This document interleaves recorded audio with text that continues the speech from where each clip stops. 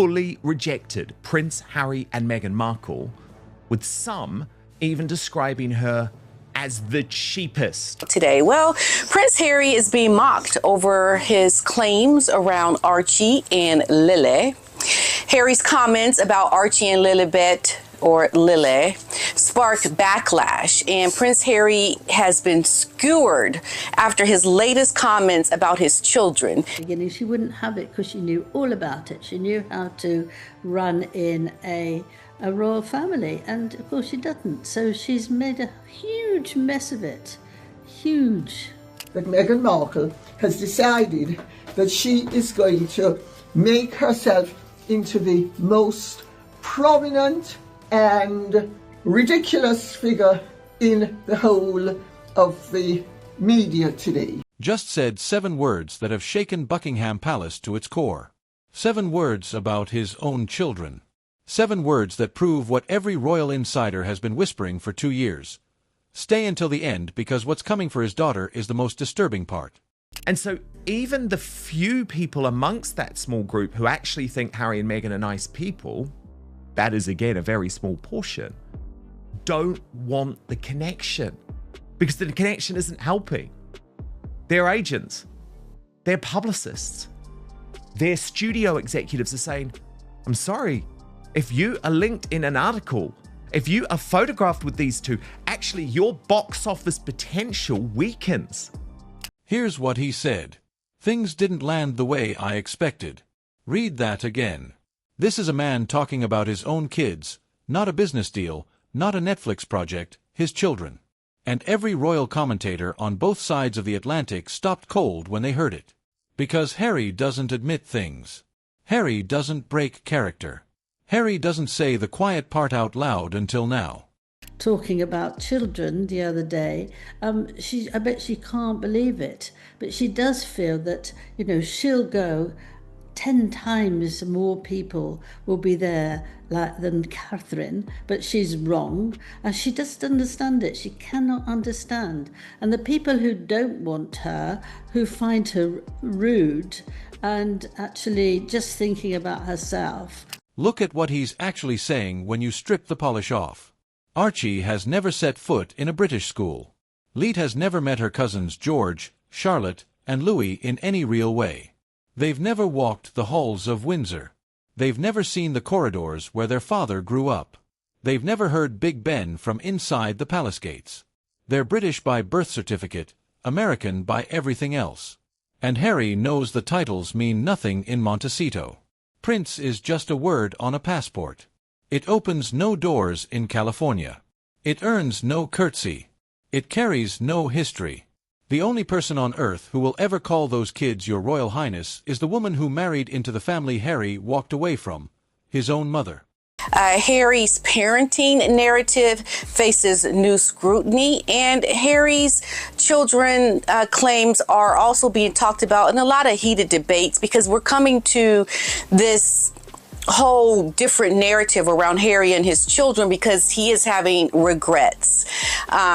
He's making comments about how things with his children didn't land the way that he had expected, and that the public is questioning Harry's parenting narrative again because it is so unbelievably triggering, because we all saw this coming. But that's not the part that broke him this week. The part that broke him is buried in a photo Meghan never should have posted. For the 8th anniversary, Meghan flooded Instagram with wedding pictures. She wanted nostalgia. She wanted the world to remember 2018. The dress, the carriage, the kiss. She buried one image in the dump that she clearly didn't look at carefully. It's a photo of Harry being scolded on his own wedding day by a woman he doesn't pay. Her name is Maria Teresa Turian Barallo, the Wales family nanny trained at Norland College, the most prestigious nanny school in the world. She's raised George, Charlotte, and Louis since the day they came home from the hospital. And just weeks ago, King Charles awarded her the Silver Medal of the Royal Victorian Order. And she is well known to be the perfect embodiment of what a real nanny is about. And to such an extent that the king has awarded her the Silver Medal of the Royal Victorian Order. That's pretty hefty stuff. That's not a polite thank you. That's the king saying, "This woman is family." That medal is reserved for the most trusted personal staff of the sovereign. Oh God, when everything is spiraling out of control, when only 10 people have turned up to your key speech, when you decide to accidentally post pictures, look at this, of your husband having an argument with the nanny on your wedding day, then what more is there to do than yet another disastrous advertising post making 0 sense, but showing that you are, these days, pretty damn crazy. So, why was the king's most honored nanny giving Prince Harry a piece of her mind on the most photographed day of his life? Because Charlotte was 3 years old. Charlotte was crying. The wedding video shows it. Meghan giving cold glances to a tiny bridesmaid. A little girl quivering in her dress and the nanny stepping in. Not Meghan, not Harry, the nanny. Maria Theresa's face in that photo is calm. Her posture is iron. Harry's body language tells you exactly who lost that conversation. What she didn't realise, Paula, is that she had posted a picture never seen before, which included a very awkward dialogue that Prince Harry was having. This was exposed by, according to Taz, who revealed this was an odd photo to post. Harry looks like he's in a heated exchange with Catherine and Prince William's nanny Maria. The little children look wary of Harry, so that backs this theory up. I know Charlotte and George were removed from the procession after Harry and Meghan's vows. Given how Meghan looked at Charlotte and how she reportedly behaved towards her, I'm not surprised Catherine protected her babies. I'd take a guess this was before the official portraits and Meghan sent Harry to ask for George and Charlotte. It's definitely not a sweet or romantic photo, so makes you wonder the purpose of including it. Harry looks like he's been a jerk, and Meghan overseeing her handiwork. Meghan didn't see what she was posting. She thought she was showing love. She showed the world a confession instead. And it gets darker. We know, Paula, there was a huge amount of tension at that time between the two couples, William and Catherine, and Harry and Meghan, specifically over the use of the children, and specifically Charlotte, really, on the wedding day, because she had been in tears and Meghan had treated her really appallingly. My question to you, though, is do you think this is just another mistake because Meghan isn't actually properly considering what she's doing? Honestly, Dan, I think the whole thing was a big mistake. What she should have done is just put one photo. Because in the same week she posted that, she pulled a stunt at 35,000 feet that the world's flight attendants are still laughing at. Meghan posted a British Airways anniversary card. She showed it off like adoring fans had ambushed her in first class. Look at me. Even at 35,000 feet, they treat me like royalty. Is that Meghan had this post about she was so excited and she had this card because British Airways gave me this happy anniversary card and everyone in the crew signed it. They just love me so much and they're so happy for us. And they gave me a gift for both of the kids and a bottle of champagne for Harry and I. And so immediately, of course, People Magazine, exclusive. British Airways gives Meghan happy anniversary card. I mean, like, what? Who fucking cares? It's so stupid. Then the internet zoomed in. 2 of the signatures on the card said Richie Rich. Now, if you're over 50, you remember Richie Rich, the cartoon, the obnoxious, spoiled brat with more money than sense, a figure of mockery for 50 years, and 2 members of the BA crew signed her anniversary card with that name in her own photo that she posted herself. When all else fails, when everything is going disastrously wrong, there's always a stunt involving an airplane. That Meghan Markle's fakery with British Airways has just been exposed. To that very shortly. Then the retired flight attendants showed up online with 30 years of experience between them. They explained the truth. British Airways provides those cards on request. You order them in advance through your reservation, just like a birthday cake at a restaurant. It's not the crew showering you with love. It's a service. Anyone can ask for one. Meghan ordered the card herself, then posted it, then expected the world to clap. And then Tash delivered the receipts. Look at this. And we're going to read through this together because Meghan's just been well and truly rumbled. When booking, this is on BA, you can add a complimentary personalized message for your partner. Let the flight attendants know it is your anniversary when you board, especially if you are celebrating a major milestone like a 10th or 25th anniversary. It is up to the crew's discretion, but they often present couples with a complimentary bottle of bubble and a signed crew card. Since BA does not centrally arrange standalone cards, it is best to bring your own special card on board if you hand it to a crew member. Instead, the world laughed at her in 3 languages. But none of this, not the photo, not the card, not the 7 words, explains why she suddenly went on this anniversary tour in the first place. The answer is in Geneva, and it is so much more humiliating than people realize. This was supposed to be the comeback. She flew across the world to address the World Health Organization. The crash barriers were ready. Security teams were briefed. The Sussex camp had told insiders this was the moment she became a global political figure. She got maybe 15 people, possibly 20. Most of them roped in by the UN and the WHO. But the image that finished her, it wasn't the empty crowd. It was a woman at a bus stop. The cameras caught her just standing there waiting for her bus. A duchess was giving a speech about world health barely 20 feet away from her. And this stranger never once looked up. She checked the timid. She looked at her watch. She glanced at her phone. She never glanced at Meghan. Gave this speech. She wants to be taken seriously. She's a humanitarian. She started Archwell Foundation, which already closed. She flies all the way over there. And would you take a look at the crowd that showed up or didn't? Okay, we sped it up just so you can see. Like, literally nobody is on the side. They have all the ropes up to protect her from crowds coming. There's one woman in the background. No one is there. You just keep watching because we panned the camera. We found the shots to show, like, okay, were there tons of people in front of her? There were not. Were there tons of people on the other side? No. It reads no child lost to social media. No one is listening to her. We have video of a woman behind her who basically is like putting the jacket on or off, like taking a yawning, stretching. This is the crowd, Doug. The guy in Central Park we've seen blow those enormous bubbles. It gets a way bigger crowd than this. It's lost even the train wreck appeal. She's already had about 10 train wrecks. So now, you think, sorry. Here's Jacket Lady. Look at her. She looks riveted, doesn't she? She's like, I'm near a princess. Oh, boy. No, she couldn't care less. She's not interested.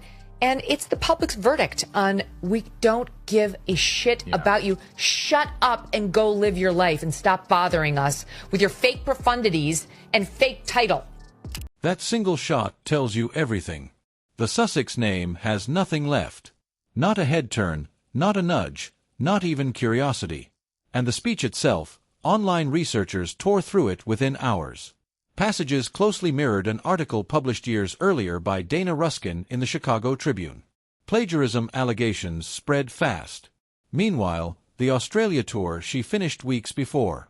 Insiders say it was pitched as a $10 million event. Reality closer to 100,000. She will go into obscurity quicker than anything. People are not interested in anything she's got to say, but then why would anybody listen to Harry talk about the environment when he uses private jets like Ubers? Why would you listen to Meghan and Harry talk about child online safety when they're constantly posting? The Sussex brand used to charge $1 million per appearance. Now they fly halfway around the world for less than a tenth of that. And while she was bombing in Geneva, Hollywood was already burying her body. This is the part the audience has been waiting for. The full list of people who showed up to that wedding in 2018 and have since walked away. Oprah. She isn't their friend. She never was. Insiders say she's keeping the door cracked open for one reason.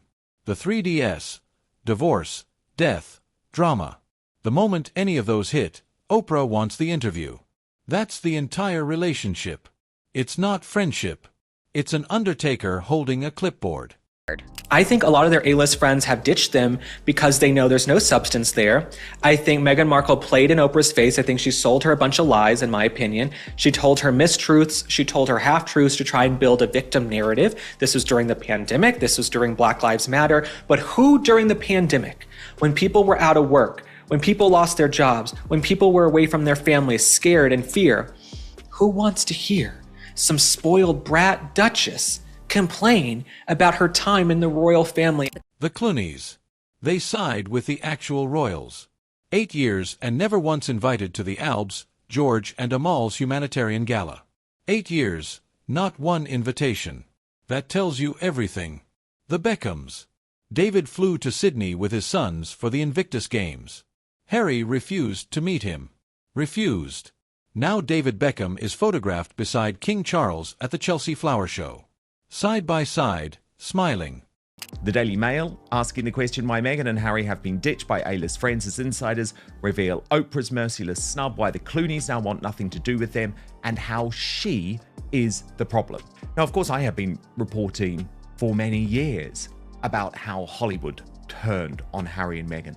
What the Duchess, and I call her the fake Duchess now, never understood is that the reason these people attended the wedding was because she was giving them an opportunity to have proximity to the British royal family.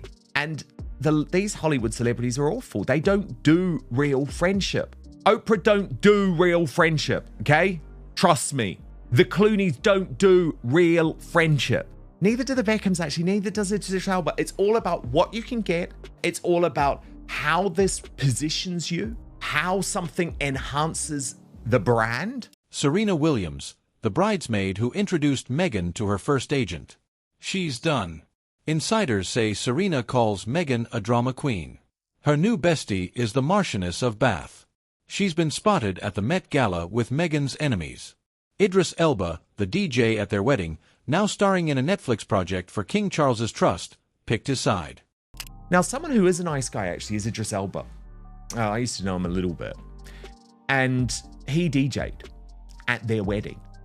And Boshoff reports for the first time that that friendship has ended in the same way for the same reasons, and that is because Elba has been a prominent supporter of the King's Trust. And again, I reported this previously. Idris Elba is doing a Netflix show with the King. He made his choice, and he's actually a nice guy. Like, there's a lot of people in Hollywood who are really horrible people, right? Like, so many. And Idris Elba is not one of them. He is actually a decent guy. James Corden, the master of ceremonies, completely silent. Jessica Mulron, the chief bridesmaid, caught in a scandal in 2021. Meghan dropped her instantly but didn't say a word in her defense. Her own chief bridesmaid. Have you noticed, by the way, things have even cooled with James Corden, who was right there at the heart of the wedding, even emceed the wedding. Now, before the Clooneys, I will give credit to the Beckhams, David and Victoria Beckham, because when it was still trendy to be friends with the Sussexes, they decided to withdraw all association. And Boshoff reports that some have speculated the snub was down to Meghan, who believed the Beckhams were beneath her. They were said to have fallen out more when Meghan suspected Victoria of leaking information about her to the papers, a suggestion which apparently made David rage. In contrast, things have been far more equitable between the Beckhams and other royals. David remains close to Harry's nemesis William and is closer yet to King Charles. I mean, we saw them together, didn't we, this week at the Chelsea Gardens show. The friendship with Harry, as you could say, been allowed to tail off. You know who's left from that wedding pew? A man named Marcus Anderson, the Soho House executive, the one insiders call her handler. Not a friend, not an equal, a minder. But losing Hollywood is one thing. What's about to happen to his charity is the betrayal Harry never saw coming. This is the section that has the comment sections on fire. A woman named Melanie P., a distinguished member of the Invictus Games Board of Trustees, has quietly stepped down from her role as vice chairman. She walked. Insiders say she saw what's coming. Then royal commentator Neil Sean dropped a bombshell. Mike Tyndall is being lined up to take over as patron of the Invictus Games. Mike Tyndall. Let that sink in for the 50-plus audience who knows exactly who that is. A real rugby international. A man who actually represented England at the highest level. Married to Zara, the king's niece, loved by veterans, loyal to the family, no agenda except service, the man who never once trashed the monarchy on Oprah, and he's being measured for Harry's job. Perhaps most intriguing is the fact that Serena Williams has now turned as well. And she hasn't turned in the sense that they're no longer friends at all, but are they close? Alison Boshoff says no. And she writes, the other big star at the wedding, tennis legend Serena, introduced Meghan to her agent Jules Smoller in 2006, when Meghan was an obscure actress writing her blog, The Tig. I hear Serena is fine with the couple. Fine. That's what you call damning with faint praise, isn't it? But they definitely aren't as close anymore. Birmingham 2027, the next Invictus host city, is already in chaos. The city has no money. And what are Harry and Meghan reportedly demanding from the games? Money for Meghan's clothes, money for her hotel rooms, money for her flights. The same charity built for wounded veterans is being treated like an ATM by the woman rumored to arrive late so she can steal the entrance. The veterans noticed, the board noticed, the donors noticed. Harry's only play left begged to stand on the 2026 Invictus stage with him. The same father he attacked in Spare.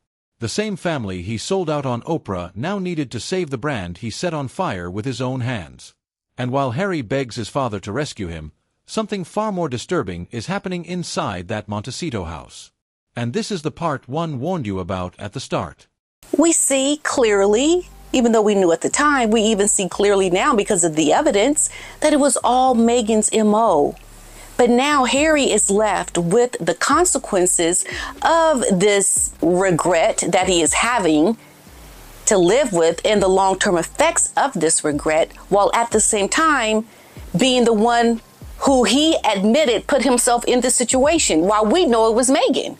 So once again, Harry is facing backlash, and this time it's over the comments involving these children, and critics are completely exposing just how disconnected Harry has become with royal reality. The recent photo froze thousands of people scrolling Meghan standing in stiletto heels. Liliette, a 4-year-old girl sitting on the floor at her mother's feet.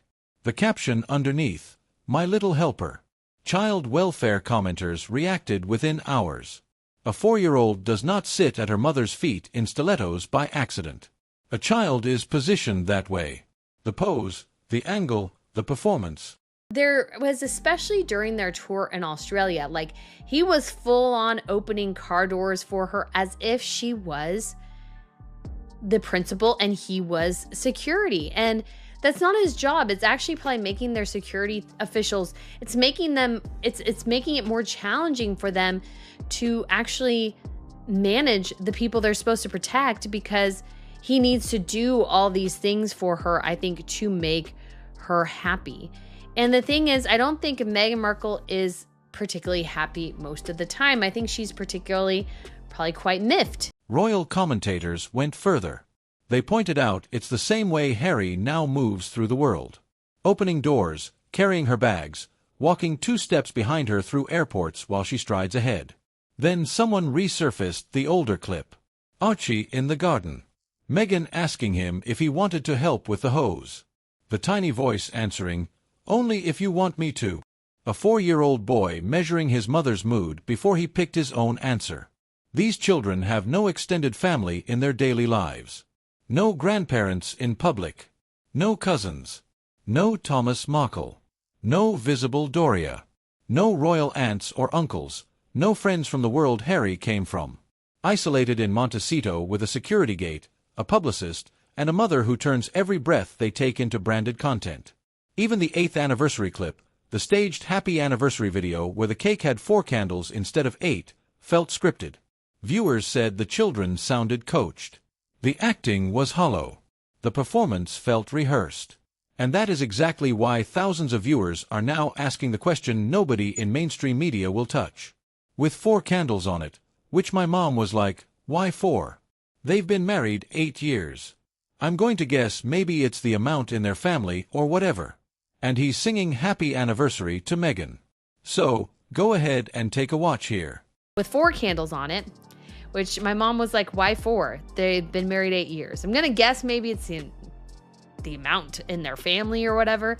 And he's singing happy anniversary to Meghan. So go ahead and take a watch here. Happy anniversary to and Papa. And guys, Meghan does at the end quickly go, and Papa, but it's very clear here, at least in my opinion, that Harry was either told or encouraged or whatever to walk out with this cake and these candles, and that it was the focus on Meghan Markle within this anniversary. Happy anniversary to and Papa. Scroll through any Sussex story.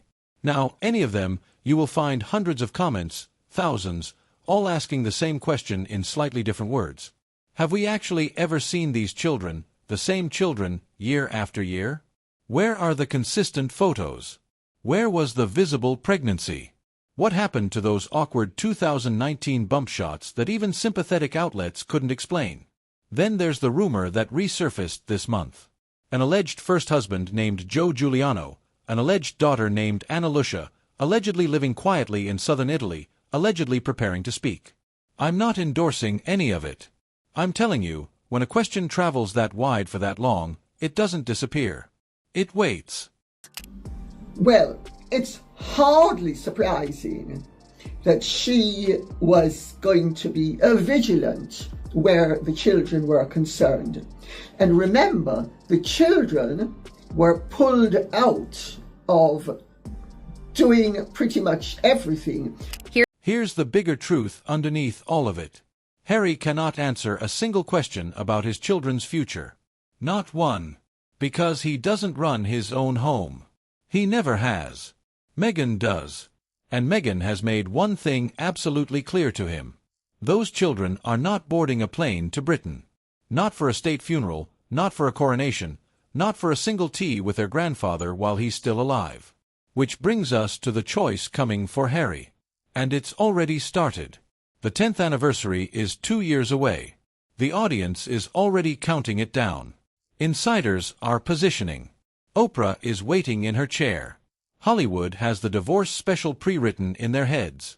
Harry's longing for home will collide with Meghan's grip on those children. When it does, there is no door 3. There is no half in, half out. That ship sailed in 2020 on the Freedom Flight. He'll have to choose. Stay in Montecito and lose Britain forever. Or fight for his children's heritage and lose her. Either way, he loses something he cannot get back. Hollywood is shut. Veterans are turning. The Beckhams are with Charles. The Clooneys never cared. Oprah is waiting for the divorce. Idris is with the king. Serena is with new friends. Mike Tyndall is being measured for the patronage. And his own father, the man Harry humiliated on a global stage in front of 200 countries, is now the only person on earth who could save his charity, save his prestige, and save what's left of his children's claim to anything that matters. The man who took the Freedom Flight is now the loneliest royal in modern history. He chose this. Every door that closed, he closed. Every friend who walked, he pushed. Every bridge that's burning, he lit. And those 2 innocent children sitting in the Montecito mansion will spend the rest of their lives inheriting the consequences of decisions they had no part in making. The fairy tale didn't die in one day. It died brick by brick, friend by friend, door by door. Britain has already moved on. The titles his children carry will mean nothing in the country that gave them because the man who carried that name walked away from the one thing that gave it weight. The videos on screen will show you what happens next.